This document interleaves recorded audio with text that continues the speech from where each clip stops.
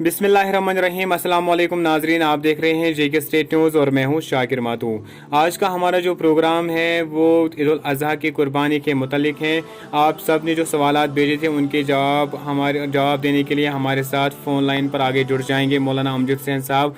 आपने बहुत सारे सवालात भेजे थे लेकिन कुछ मुख्तसर सवालात हम उनके सामने पेश करेंगे। अस्सलाम वालेकुम अमजद साहब, पहले तो हम आपको शुक्रिया अदा करना चाहते हैं कि आपने फिर एक बार हमारे लिए टाइम निकाला। वालेकुम सलाम वरहमतुल्लाहि वबरकातुहू।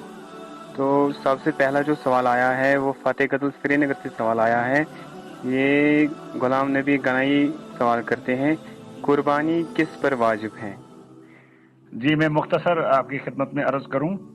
जी शरीयत मुताहरा ने जो निसाब ज़कात के लिए मुकर्रर किया है वही निसाब कुर्बानी के लिए भी मुकर्रर है। बिल्कुल। जैसे कि मैं आपकी खिदमत में अभी अर्ज करूं कि सोना 7.5 तोला बिल्कुल और चांदी 52.5 तोला होना चाहिए, बिल्कुल या इन दोनों में से अगर थोड़ा थोड़ा आदमी के पास है और फिर वो रकम उस हद को पहुंचती है जिस हद पर ज़कात फर्ज होती है, तो इस आदमी पर कुर्बानी वाजिब है। ये कुर्बानी हर उस शख्स पर जो बालिग हो, आकिल हो, मर्द है, औरत है, बालिग है, शादीशुदा है या गैर शादीशुदा है, बिल्कुल अगर उनके पास इतना पैसा या इतने पैसे की ये इतनी सारी चीजें मौजूद हैं तो उन पर कुर्बानी वाजिब है और उन पर कुर्बानी जरूरी और जरूर उनको कुर्बानी करनी चाहिए। जी जी माशाल्लाह। तो दूसरा सवाल आया है अच्छा बल अनंतनाग से, तसद्दुक वानी लिखते हैं, एक शख्स कितनी कुर्बानी कर सकते हैं? अमजद साहब इस पर थोड़ी रोशनी डालें। जी बिल्कुल शाकिर साहब, इसलिए शरीयत ने हमारी रहनुमाई इस सिलसिले में ये की है कि अगर कोई आदमी करोड़पति भी क्यों ना हो, बिल्कुल अरबपति भी क्यों ना हो, शरीयत ने उस पर एक ही कुर्बानी वाजिब की है। बिल्कुल ठीक है जी, वो अपनी तरफ से एक ही कुर्बानी करे, चाहे वो मुकम्मल जानवर करे या एक हिस्सा उस जानवर में करे, वो एक ही कुर्बानी करेगा, उस पर एक से ज्यादा कुर्बानी वाजिब नहीं है। बिल्कुल। तो इन्होंने एक और सवाल किया है, वो है कि कुर्बानी का जानवर कितने दिन पहले लाना चाहिए? असल में बेहतर और अफजल ये है कि ये कुर्बानी का जानवर कम से कम अगर बहुत ही पहले लाएं तो 6 महीने लाना चाहिए, ताकि इस जानवर के साथ एक रग़बत पैदा हो, इस जानवर के साथ एक मोहब्बत पैदा हो और इस जानवर के साथ एक खास लगन पैदा हो कि जिस वक्त ये आदमी ज़बह करे जानवर को, उस वक्त दिल में थोड़ी सी चोट लगे और थोड़ा सा दिल नरम हो कि मैंने अपने हाथों से पाला हुआ ये जानवर है और मैं इसको ज़बह कर रहा हूँ। ये अच्छा और बेहतरीन अमल है कि जानवर को पहले लाकर पाला जाए, उसको मोहब्बत दी जाए, उसके साथ उनसीयत पैदा की जाए। और अगर ऐसा नहीं हो सकता है तो मतलब अरफा के दिन भी जानवर को ला सकते हैं या 10 दिन पहले भी जानवर को ला सकते हैं, 1 महीना पहले भी ला सकते हैं, तब भी जायज़ है, तब भी जायज़ है। जी माशाल्लाह। तो रुमैसा रशीद पुलवामा से लिखती हैं कि कुर्बानी से पहले जानवर को नहलाना या मेहंदी लगाना जरूरी है क्या? नहीं, हरगिज़ जरूरी नहीं है। बिल्कुल हरगिज़ जरूरी। हाँ, अगर कोई ऐसी नापाकी उसके जिस्म पे लगी है जिससे अपनी तबीयत आदमी मतलब कराहत करे, आदमी का मन उसको देखना ना चाहे, माने ना, तो अगर उसको नहला धुला लेते हैं तो कोई हर्ज नहीं है। दिख रही है जहाँ तक बात फर्ज और वाजिब की, तो उसको नहलाना धुलाना ये फर्ज वाजिब नहीं है। जी जी माशाल्लाह। बारामूला से अब्दुल अहद वानी लिखते हैं, क्या भैंस की कुर्बानी वाजिब है? जायज़ है। हमने कहीं भी हदीस पाक में इसका जिक्र नहीं देखा है। जी जी, ये मसला थोड़ा सा मारिकतुल आरा है, बिल्कुल थोड़ी सी तफसील है इस मसले में। बिल्कुल। पहली बात यह है कि बिन साहब का आपने नाम लिया है। बिल्कुल, अब्दुल अहद वानी बारामूला से। जी, अब्दुल अहद वानी साहब से मेरी ये दरख्वास्त रहेगी कि उन्होंने कितनी अहादीस मुबारका की किताबें पढ़ी हैं। बिल्कुल। क्या वो बता सकते हैं कि सारी अहादीस की किताबें कितनी हैं? और मैं यकीनन आपसे ये कह सकता हूँ कि अब्दुल अहद वानी साहब जो कुछ बता रहे हैं अहादीस के सिलसिले में, उनकी सारी अहादीस पर नजर हरगिज और हरगिज नहीं। जहां तक उन्होंने पढ़ा भी होगा तो उन्होंने चंद अहादीस की वो किताबें पढ़ी होंगी जिनका तर्जमा उर्दू में साथ होगा। बहुत सारी अहादीस की किताबें मौजूद हैं, बड़ी मुस्तनद किताबें हैं। बुखारी मुस्लिम शरीफ के अलावा भी बहुत सारी अहादीस की किताबें हैं। जैसे उन्हीं किताबों में से एक किताब है, मैं आपकी खिदमत में अर्ज करूं, मुस्नद फिरदौस देलमी। बिल्कुल।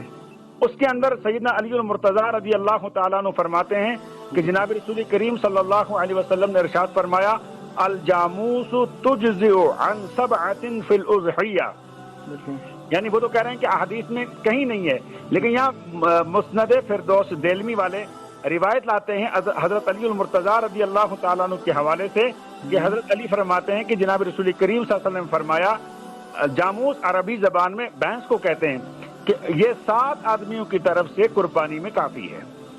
نمبر 1۔ نمبر 2، سیدنا حسن بصری رحمۃ اللہ علیہ، جن کی سن وفات 110 ہے، مصنف ابن شیبہ میں ان کا یہ قول موجود ہے کہ الجاموس بمنزلۃ البقر، کہ بھینس جو ہے وہ گائے ہی کی ایک قسم ہے۔ اس سلسلے میں تھوڑی سی بات میں آپ کی خدمت میں یہ عرض کرتا چلوں کہ سوال یہ پیدا ہوتا ہے کہ حدیث کس کو کہتے ہیں؟ تو حدیث کی اصطلاحی جو کس کو کہتے ہیں وہ یہ میں عرض کروں کہ نبی علیہ الصلوۃ والتسلیم کے قول، یعنی آپ کے فرمان اور آپ کے کام، اور آپ کے سامنے کوئی کام کیا گیا ہو اور اس کام پر آپ نے کوئی سکوت فرمایا ہو، اس پر آپ نے کوئی نکیر نہ کی ہو، اس کو حدیث کہتے ہیں۔ اسی طریقے سے صحابی کا قول، فعل، تقریر، اور اسی طریقے سے تابعی کا قول، فعل، تقریر، یہ سارے احادیث میں ہی آتے ہیں۔ تو حسن بصری سن 10 ہجری میں وہ فرماتے ہیں کہ الجاموس، یہ مصنف ابن ابی شیبہ میں یہ روایت موجود ہے، الجاموس بمنزلۃ البقر، کی جو بھینس ہے وہ گائے ہی ہے۔ لغت کی کتابوں کے اندر لکھا ہے الجاموس نوع من البقر، کہ جو جاموس ہے، بھینس ہے، یہ گائے ہی کی ایک قسم ہے۔ لہذا یہ کہنا کہ جی بھینس کی قربانی جائز نہیں، یہ بالکل غلط ہے۔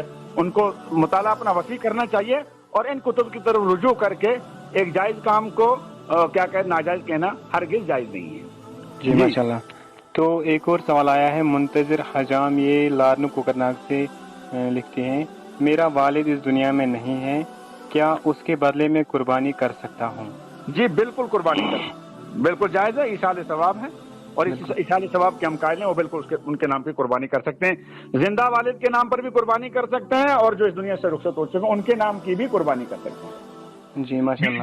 یہاں ہمارے یہاں تھوڑی سی اس میں ایک بہت بڑی پرابلم ہے، وہ یہ ہے کہ جس شخص پر قربانی واجب ہے وہ ایسا کرتا ہے کہ بیٹے کے نام پر کبھی قربانی کر دیتا ہے، کبھی بیوی کے نام پر قربانی کر دیتا ہے، وہ کہتا ہے ناز پروس کرو میں پنس ناوس یوس کرب، تو ایسا یہ ہرگز جائز نہیں ہے۔ جب ہم جو نماز مجھ پر فرض ہے وہ میں نے ہی پڑھنی ہے، میں اپنے والد کی طرف سے فرض نماز نہیں پڑھ سکتا۔ ہاں البتہ اس ثواب میں انہیں شریک کر سکتا ہوں، لیکن ان کی نماز اپنی طرف سے نہیں پڑھ سکتا ہوں۔ سیم یہی حکم قربانی کا بھی ہے کہ جب قربانی مجھ پر واجب ہے تو یہ میں نے ہی کرنی ہے اور اپنے نام ہی سے کرنی ہے۔ ہاں میں اس ثواب میں دوسرے لوگوں کو شریک کر سکتا ہوں، ہاں اگر مجھے اللہ تعالیٰ نے وسعت دی ہے تو اپنی وسعت کے مطابق میں سارے اپنے اہل و عیال کی طرف سے ایک جانور خرید کے ان کا حصہ لے کر، نام لے کر، 7 حصوں میں ان کا نام رکھ کر میں ان کے نام سے بھی قربانی کر سکتا ہوں۔ جی ماشاءاللہ۔